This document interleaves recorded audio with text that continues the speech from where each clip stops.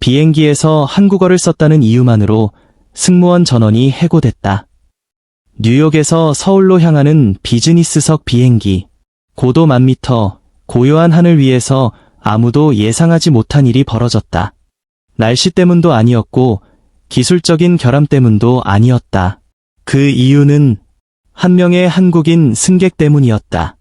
그는 큰 소리 내지 않았다. 요구하지도 않았다.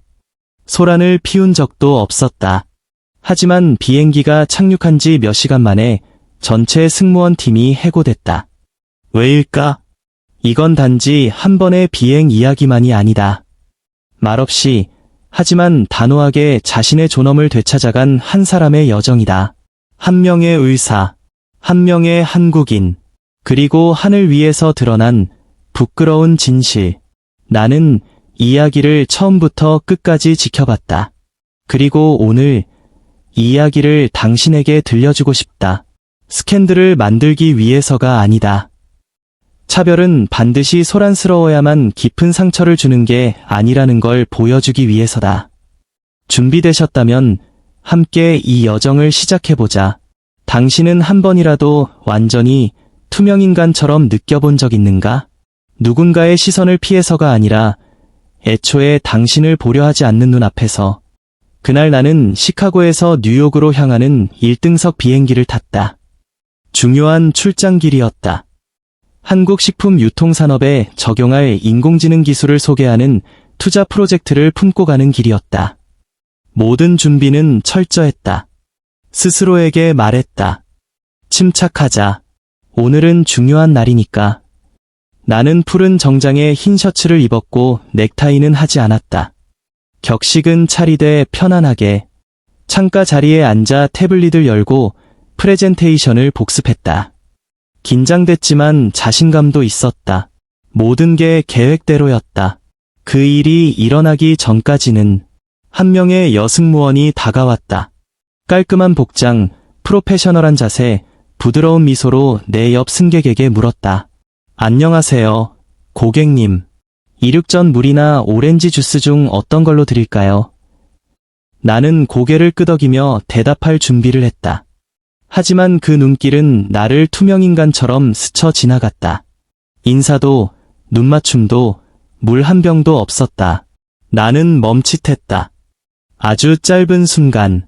하지만 마음 깊숙한 곳이 꺾이는 데는 충분한 시간이었다.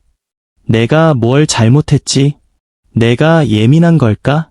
아니면 그냥 지나가는 상황일까? 스스로를 다독였다. 그녀가 바빴겠지. 내가 너무 민감한 걸 수도 있어. 그러나 맞은편에 앉아있던 백발의 할머니가 조용히 나를 바라봤다. 카디건을 걸치고 갈색 로퍼를 신은 동네 이웃같이 평범한 분. 눈이 마주쳤을 때 그녀는 미묘하게 눈썹을 찌푸렸다. 말은 없었지만 나는 느꼈다. 그녀도 봤다는 걸. 그 순간 나는 그녀가 누구인지 몰랐다. 하지만 나중에 알게 됐다.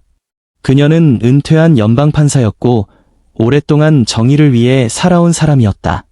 그리고 바로 그녀가 이 진실을 세상에 드러내게 만든 주인공이었다. 나는 비행 내내 아무 말도 하지 않았다. 하지만 착륙 후 나는 확신했다. 그 감정을 느낀 사람이 나뿐만이 아니었다는 걸. 그 순간 처음으로 깨달았다. 차별은 고함치지 않아도 사람을 충분히 찢어놓을 수 있다는 걸. 그저 정확한 순간에 감춰진 침묵이면 된다. 하지만 기적은 일어났다.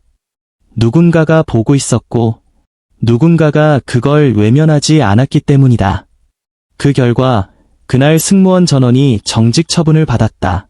내가 항의해서가 아니었다. 누군가가 보고도 침묵하지 않았기 때문이었다. 당신은 마치 투명인간처럼 느껴지는 그 감정을 아는가? 나는 단 한 번도 아니고 한 비행기 안에서 3번이나 그걸 겪었다. 누구도 나에게 욕을 하지 않았다. 노골적인 모욕도 없었다. 하지만 나는 비행기에서 내릴 때 마음 어딘가가 조용히 깊게 짓눌린 듯했다. 나는 3A 좌석에 앉아 있었다. 정중한 복장, 조용한 태도, 누구에게도 폐를 끼치지 않았다. 첫 번째 여승무원이 지나갔다. 옆 사람에게는 정중히 물을 건넸다. 나는 기다렸다. 고객님, 물이나 주스 드릴까요? 그 한마디를. 하지만 그녀는 나를 지나쳤다. 아무 말도 없이, 아무 시선도 없이, 아무것도 없이. 바쁜가 보다. 내가 예민한 걸 수도 있어. 나는 또다시 스스로를 달랬다. 하지만 마음속은 한 박자 느리게 내려앉았다. 맞은편에 앉아있던 그 할머니는 여전히 조용히 나를 보고 있었다. 그 눈빛은 나도 봤다라고 말하고 있었다. 10분이 채 지나지 않아 남자 승무원이 다가와 메뉴판을 나눠줬다. 나는 기대하며 고개를 들었다. 하지만 그는 옆 사람에게만 메뉴를 주고 다시 나를 지나쳤다. 실수가 아니었다. 그건 명백한 무시였다. 그때 나는 느꼈다. 추웠다. 기내 에어컨 때문이 아니었다. 존재하고 있음에도 배제당하는 그 차가움 때문이었다.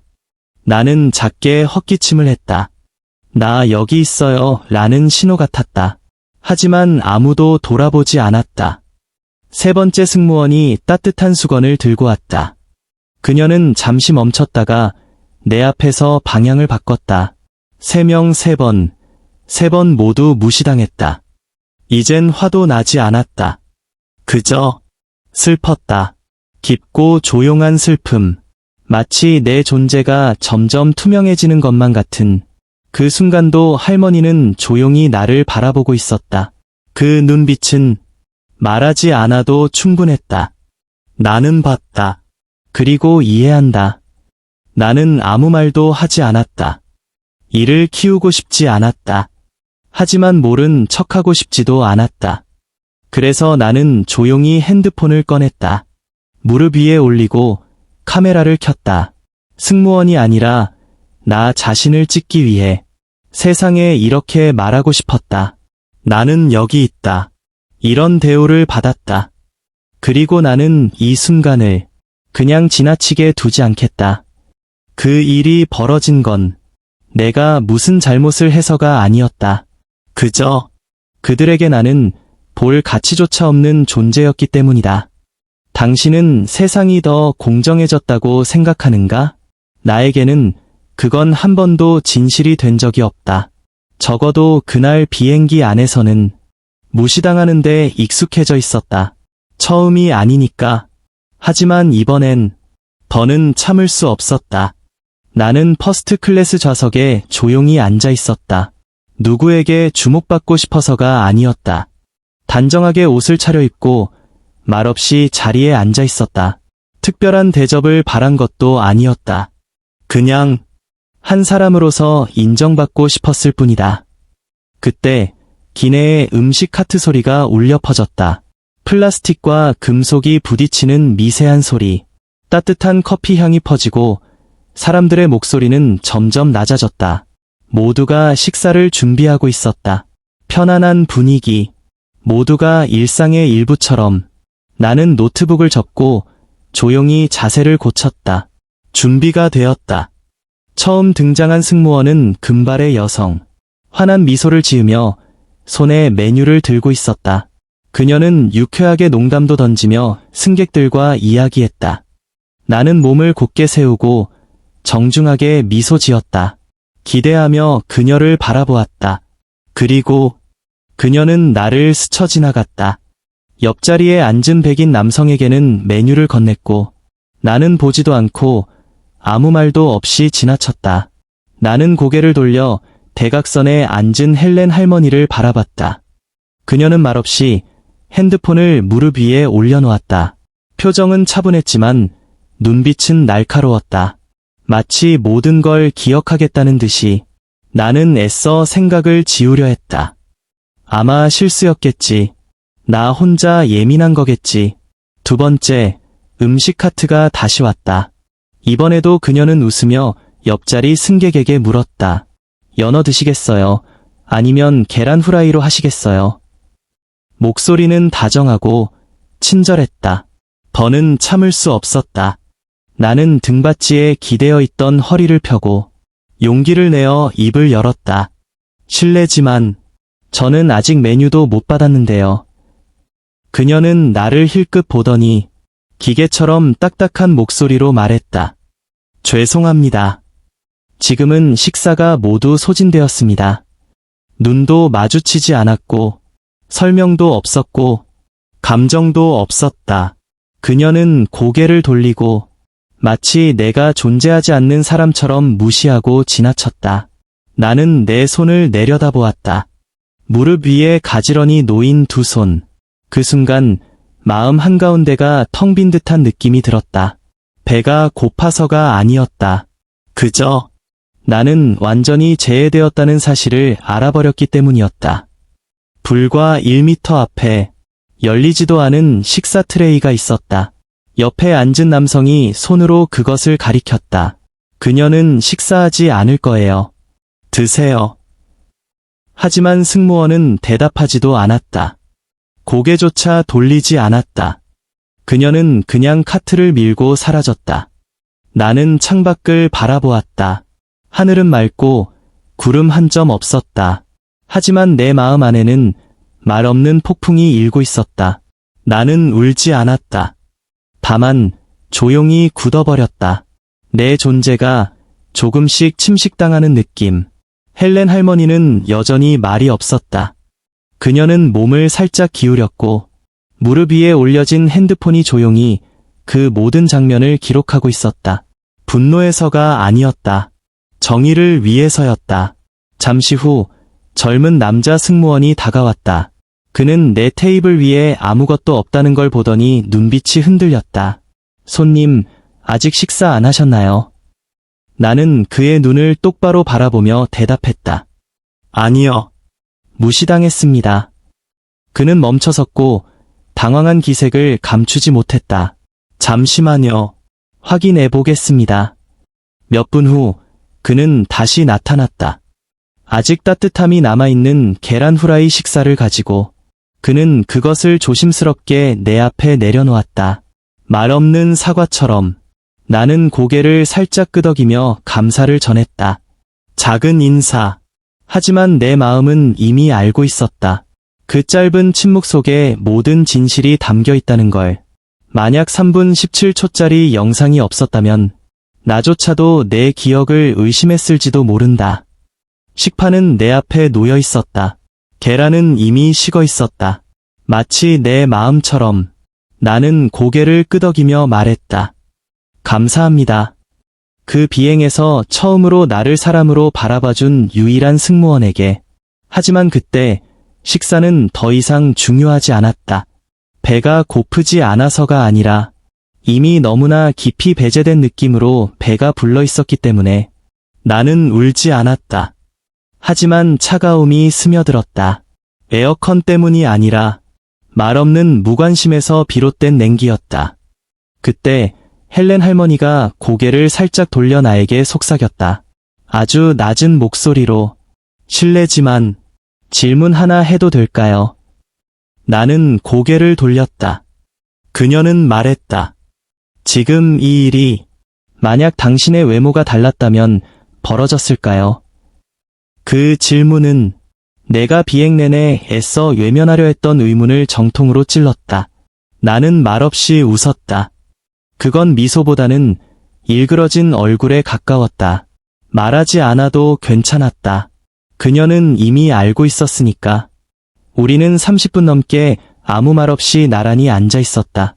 하지만 그 침묵은 내가 평생 느껴본 것 중 가장 깊은 공감이었다. 값싼 동정이 아니라 분명하게 인식된 진실. 이건 실제로 벌어졌고 절대 괜찮은 일이 아니다. 나는 가끔 그녀를 바라봤다. 그녀의 핸드폰은 무릎 위에 화면을 아래로 향해 놓여 있었지만 나는 알았다. 그 안에는 영상이 있다는 걸. 단 하나의 장면. 내가 무시당하고 거절당하고 존재조차 없는 사람처럼 취급받던 그 순간들. 비행기는 착륙을 시작했다. 기장이 안내방송을 했고 사람들은 평소처럼 핸드폰을 확인하고 테이블을 접고 코트를 챙겼다. 아무도 그 사건에 대해 말하지 않았다. 아무도 이상하다고 느끼지 않았다. 하지만 나는 절대 잊을 수 없었다. 헬렌 할머니도 마찬가지였다. 짐을 꺼내기 위해 일어서며 나는 조용히 고개를 숙여 말했다. 감사합니다. 그녀는 작게 미소 지었다. 아무 말도 하지 않았다. 하지만 나는 알았다. 누군가는 지켜보고 있었고 그것만으로도 나는 당당하게 이 비행기에서 걸어 나올 수 있었다. 식사를 받아서가 아니라 이제는 내가 완전히 혼자가 아니라고 느꼈기 때문에 나는 이 일을 크게 만들고 싶지 않았다. 단지 이치게 두고 싶지 않았다. 비행기에서 내린 후 나는 서두르지 않았다. 회의 일정이 꽉 찼지만 공항 구석의 충전기 근처에 자리를 잡았다. 노트북을 열었다. 업무를 하려던 게 아니었다. 공식적인 항의서를 작성하기 위해서였다. 나는 담담하게 적었다. 비행편 번호, 승무원의 이름, 사건이 발생한 시간, 그리고 내가 식사에 대해 물었을 때 그가 했던 정확한 대답도 더 이상 남은 식사는 없습니다. 그 순간 내 옆자리 승객은 뜨거운 식사를 받았다. 나는 과장하지 않았다. 분노하지도 않았다. 그럴 필요도 없었다. 진실은 이미 충분히 분명했다. 나는 전송 버튼을 눌렀다. 모든 일이 거기서 끝났을지도 모른다. 헬렌 여사가 아니었다면 그녀는 로비에 남아보온 텀블러에 담긴 커피를 홀짝이고 있었다. 아무 말 없이 조용히 휴대폰을 꺼냈다. 짧게 편집된 영상 하나, 딱 필요한 만큼만 담긴 장면, 그리고 한 줄의 설명. 퍼스트 클래스에 앉은 아시아계 승객이 기내식 서비스를 받지 못했습니다. 이유를 묻자 음식이 다 떨어졌다는 답변이 돌아왔지만 식사는 옆 좌석 승객에게 계속 제공되었습니다. 그녀는 그것을 보았고 침묵할 수 없었다. 영상은 온라인에 공유되었다. 처음엔 몇십 조회수, 그러다 몇백. 헬렌 여사가 캠브리지에 있는 딸의 집에 도착했을 때 영상은 이미 수천 뷰를 넘어섰다. 나는 그 시간에 한 기업의 이사회 앞에서 프레젠테이션을 하고 있었다. 모든 게 깔끔하고 냉정하고 효율적이었다. 아무도 몰랐다. 그 아침 나는 한 인간으로 취급받지 못하는 것으로 하루를 시작했다는 것을. 나는 아직 그 일을 아무에게도 말하지 않았다. 그런데 보좌관이 다가와 내 귀에 속삭였다. 부장님, 큰일입니다. 트위터가 난리가 났어요. 그 순간 나는 아무런 반응도 보이지 않았다. 하지만 혼자 화장실에 들어갔을 때 나는 휴대폰을 열었다. 그 영상, 해설도 자막도 없다. 단지 하나의 순간, 그러나 온 세상이 숨을 멈춘 듯했다. 나는 눈을 깜빡이지 않았다. 말할 필요도 없었다. 마침내 누군가 나 대신 목소리를 내주었기에 오후 2시 45분 보스턴 지역 뉴스가 보도하기 시작했다. 항공편 내 차별 의혹. 앵커의 목소리는 부드럽지만 냉담했다. 화면에는 그 영상이 반복 재생되었다. 이름도 얼굴도 없이. 하지만 비슷한 경험이 있는 사람이라면 바로 알아볼 수 있었다. 내 이름이 거론되기 시작했다.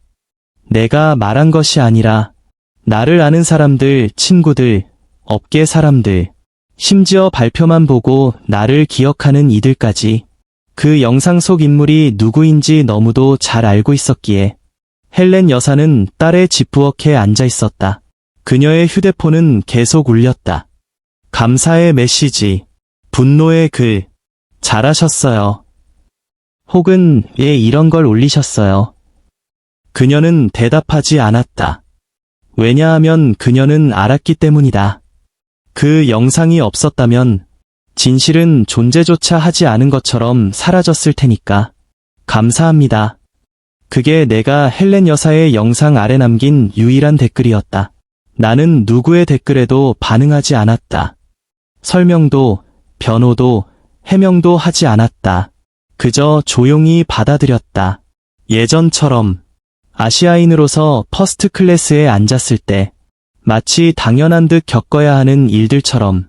내 딸 나탈리는 나를 바라보며 걱정스러운 눈으로 물었다. 엄마, 이 일 심각해질까? 효과는 있을까? 나는 대답하지 않았다. 그저 딸을 바라보고 고개를 끄덕였다. 이제 이건 우리 손을 떠났구나. 보스턴의 또 다른 구석, 유리 건물 22층 회의실. 나는 회의 중이었다. 발표하고 질문에 답하고 시장을 예측하고 지표를 설명했다. 심지어 웃기도 했다. 아무도 몰랐다. 내가 휴대폰을 내려다볼 때마다 내 이름 옆에 인종차별이라는 단어가 따라붙는다는 걸. 수백 개, 수천 개의 댓글들, 응원도 있고 의심도 있었다. 그는 침착했다. 존경스럽다. 그의 침묵은 어떤 비난보다 강했다. 우리는 그를 자랑스럽게 생각한다. 그러나 또 다른 반응들도 있었다. 피해자 코스프레네. 이건 단순한 오해일 뿐. 저런 사람들 늘 카메라 들고 다니며 문제 삼지. 나는 손가락을 내려 스크롤했다. 그리고 그 순간 내 얼굴은 더 이상 이야기 속에 존재하지 않음을 깨달았다. 퍼지는 속도는 멈추지 않았다. 사람들은 항공사를 태그하고 해명을 요구했다. 공정함을 요구했다. 그 항공사 본사 내가 있는 거리 하나 건너편 긴급 대응실이 꾸려졌다. 홍보 책임자 멜리사 그레인저는 한 손엔 전화기, 한 손엔 노트를 들고 회의를 조율했다. 아무도 답을 하지 못했다. 결론을 내릴 용기도 없었다. 오후 3시 12분, 짧은 공지가 올라왔다. 최근 항공편에서 발생한 상황을 인지하고 있습니다. 현재 관련 사항을 적극적으로 조사 중입니다. 본사는 어떠한 차별 행위도 용납하지 않으며 모든 승객을 존중할 것을 약속드립니다. 그러나 그것만으로는 충분하지 않았다. 사람들이 분노한 건 사건 자체가 아니라 그것이 마치 없던 일처럼 무시되었다는 점이었다. 오후 5시, 익명을 요구한 전직 승무원 3명이 레디트에 등장했다.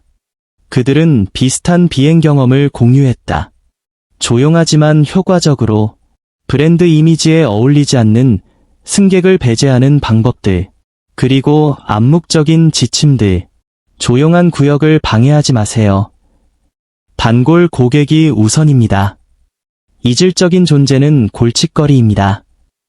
이제 이 일은 더 이상 내 이야기가 아니었다. 침묵했던 이들의 이야기였다. 이제는 더 이상 침묵하지 않는 사람들의. 그날 내 뒤에 앉았던 한 여성 승객이 댓글을 남겼다. 나도 그 비행기에 있었다. 그 일이 일어나는 걸 봤다. 하지만 그때는 아무 말도 하지 않았다.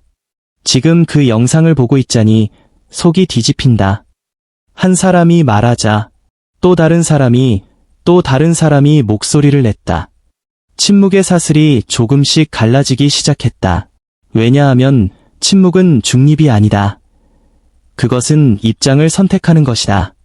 나는 내 입장을 변호할 필요가 없었다. 이미 너무 많은 사람들이 진실을 대신 말해주었기에. 그리고 다음 날 항공사로부터 메일 한 통이 도착했다. 길지도 않았고 변명도 없었다. 단지 이렇게 적혀 있었다. 진심으로 사과드립니다. 저희는 이번 일을 계기로 전 과정을 재검토 중이며 고객님의 말씀을 직접 듣고 싶습니다. 나는 그 문장을 가만히 바라보았다. 통쾌하지도 기쁘지도 않았다. 그저 낯선 감정 하나. 처음으로 나는 더 이상 보이지 않는 사람이 아니었다고 느꼈다. 그날 아침 나는 한 통의 이메일을 받았다. 제목은 간단했다. 기아 승객의 불만사항. 익숙한 일이었다. 그런 보고서를 수백 번은 읽어봤다. 하지만 이번에는 달랐다. 이건 단순히 나만의 이야기가 아니었다. 항공사에서 온 이메일은 신중하게 작성되어 있었고 사과의 말도 정제된 표현으로 가득했다. 하지만 결국 그것은 하나의 공식이었다. 감사, 조사 중, 내부 조치 완료. 책임자의 이름도 잘못에 대한 인정도 없었다. 차갑고 무미건조한 침묵뿐. 하지만 이번만큼은 나도 침묵할 수 없었다. 노트북을 덮고 옆에 두었다. 보스턴의 아침 햇살이 호텔 거실을 비쳤다. 모든 것은 평소처럼 흘러가고 있었다. 하루 종일 회의가 있었고 검토해야 할 보고서도 쌓여 있었다. 하지만 무언가가 달라졌다. 더 이상 외면할 수 없는 무언가. 나는 방송에 나갔다. 관심을 끌기 위해서도 영웅이 되기 위해서도 아니었다. 나는 그저 내가 본 것을 이야기했을 뿐이다. 비행기 안에서 투명인간 취급을 받은 한 여성. 외면당한 눈빛. 결코 도착하지 않은 사과. 존재조차 인정받지 못한 듯한 길고 길었던 침묵. 인터뷰 영상은 빠르게 퍼져나갔다. 수백만 조회수. 그리고 처음으로 이 이야기가 더 이상 나만의 이야기가 아님을 느꼈다. 항공사는 입장을 밝혔다. 이번엔 달랐다. 형식적인 사과도 차가운 부정도 없었다. 승무원 전원이 해고되었고 그들은 이름을 밝히며 구체적인 언어로 피할 수 없는 진실로 사과했다. 하지만 나는 통쾌하지 않았다. 그저 지쳤다. 모든 게 너무 빠르게 몰려왔다. 나는 시위하지 않았다. 소리를 지르지도 고소장을 쓰지도 않았다. 그저 그 자리에 앉아 있었을 뿐이다. 그 순간 온 나라를 조용히 멈춰 세운 것은 분노가 아니라 너무도 명확해서 외면할 수 없는 침묵이었다. 그날 오후 비서가 말했다. 굿모닝 아메리카 출연을 선택하실 수 있습니다.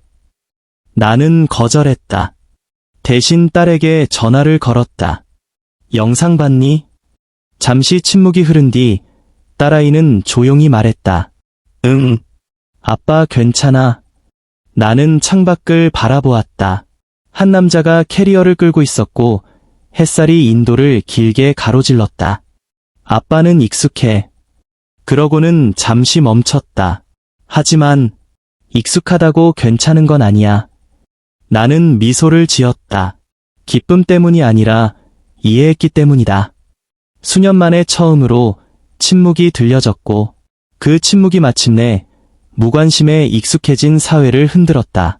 나는 수백 명의 CEO가 모인 정상회의에서 연설을 했다.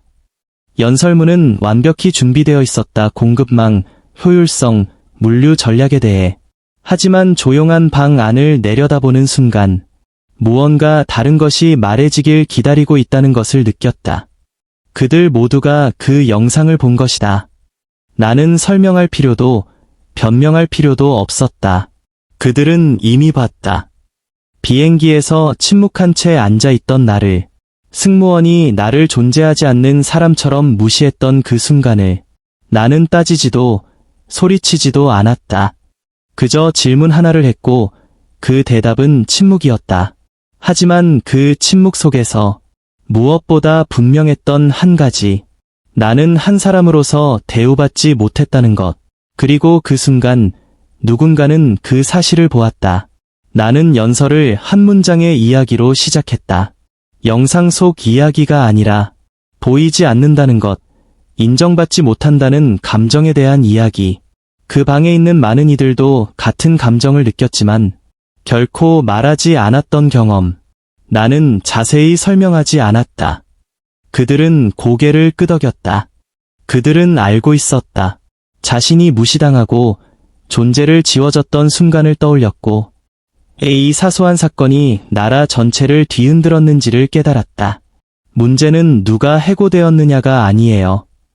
애초에 그런 일이 괜찮다고 여겨졌는지가 진짜 문제입니다.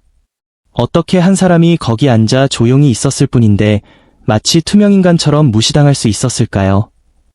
강연장은 숨을 죽인 듯 고요했습니다. 저는 동정을 구하려는 것도 정의를 요구하려는 것도 아니었습니다. 그저 그들에게 상기시키고 싶었어요.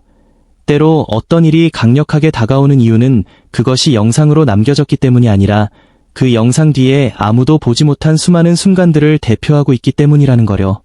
회의실에서, 복도에서, 교실에서, 공항에서 말입니다. 그리고 마이크에서 한 걸음 물러났을 때 무슨 일이 일어날지 저는 알 수 없었습니다. 하지만 누군가 박수를 쳤습니다. 또 한 사람. 그리고 결국 방 안에 있던 모두가 자리에서 일어났습니다. 단 한 사람을 제외하고 헬렌 여사였습니다. 그녀는 두 손을 무릎 위에 곱게 올린 채 저를 바라보고 있었습니다. 박수를 치지 않았습니다. 그럴 필요가 없었기 때문이죠. 그녀는 이미 봤습니다. 알고 있었습니다. 그리고 저도 그녀가 알고 있음을 알았습니다. 저는 조용히 미소 지으며 고개를 숙였습니다. 아무 말도 하지 않았습니다. 모든 진실이 꼭 말로 표현되어야 하는 것은 아니니까요. 때로는 단 하나의 순간이면 충분합니다. 그리고 그 순간을 직시할 용기가 있는 단 한 사람이면요.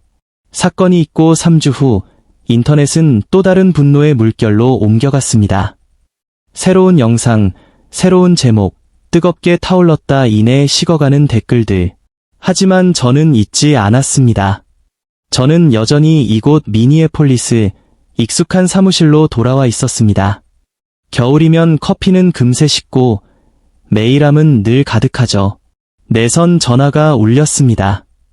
헬렌 맥킬리라는 분이 찾아오셨어요. 고개를 들었습니다. 놀라웠습니다. 그리고 그녀가 들어왔습니다. 특별한 날에만 꺼내 입는 듯한 회색 니트 코트를 걸치고 있었습니다. 오늘 그녀는 그것을 선택한 것이죠.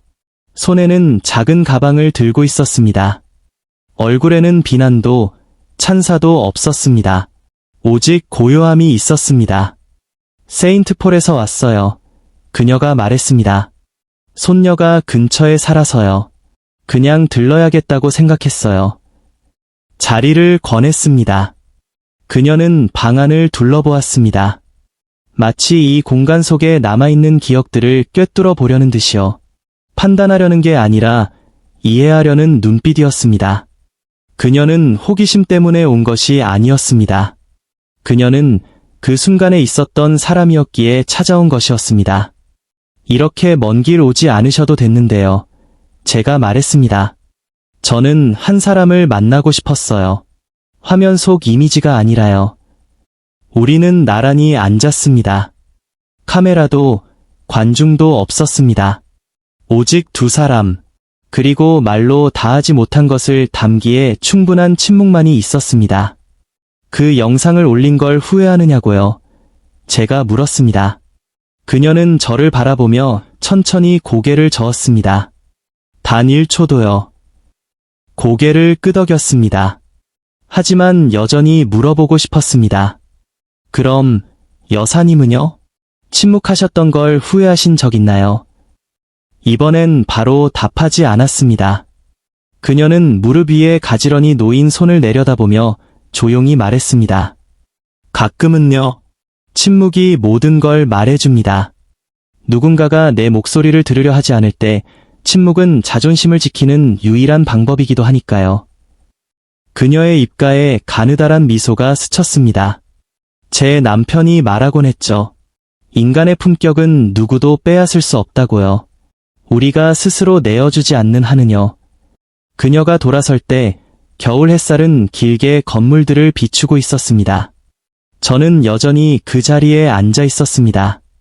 일도 하지 않았고 보고서도 쓰지 않았습니다. 그저 문서 편집기를 열고 이렇게 썼습니다. 우리는 매일 선택합니다. 두려워서 침묵할 것인지 아니면 강해서 침묵할 것인지. 그 순간을 담은 영상은 없습니다. 헬렌 여사와 나눈 대화를 아는 사람도 없습니다.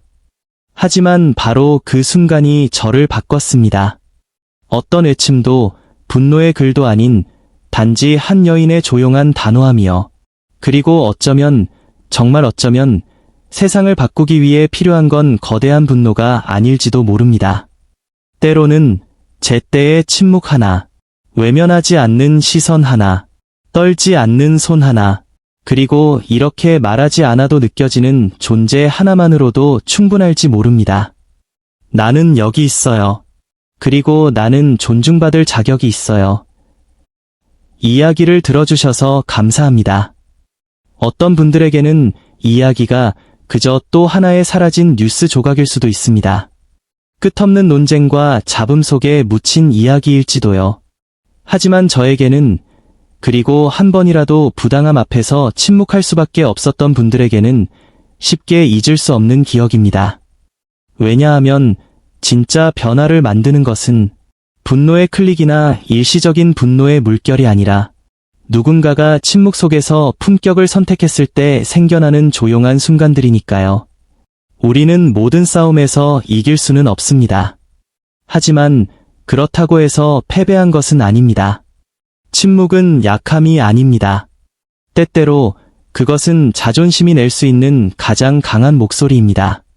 그리고 이 모든 이야기를 마무리하며 여러분께 꼭 남기고 싶은 말은 이거예요. 존중받기 위해 꼭 시끄러울 필요는 없습니다. 단지 스스로를 포기하지 않으면 됩니다. 이야기는 완벽한 결말을 가지지 않습니다. 사람들은 있고 또 다른 사건으로 넘어가겠죠. 하지만 어딘가에서 누군가는 이야기를 기억할 것입니다. 그리고 침묵을 조금은 다르게 바라보게 될 것입니다. 누군가는 처음으로 자리에서 일어나겠죠. 소리치기 위해서가 아니라 존재를 증명하기 위해서. 여기까지 함께 해주셔서 감사합니다. 이야기가 나눌 가치가 있다고 느껴지신다면 댓글로 여러분의 진심을 남겨주세요. 칭찬이 필요하진 않아요. 그저 진심이면 충분합니다. 우리에겐 아직도 나눠야 할 한국의 이야기가 많습니다. 평범하지만 평범하지 않게 살기로 한 사람들의 이야기. 그리고 그 다음에도 여러분이 여기에 있다면 저는 정말 감사할 거예요.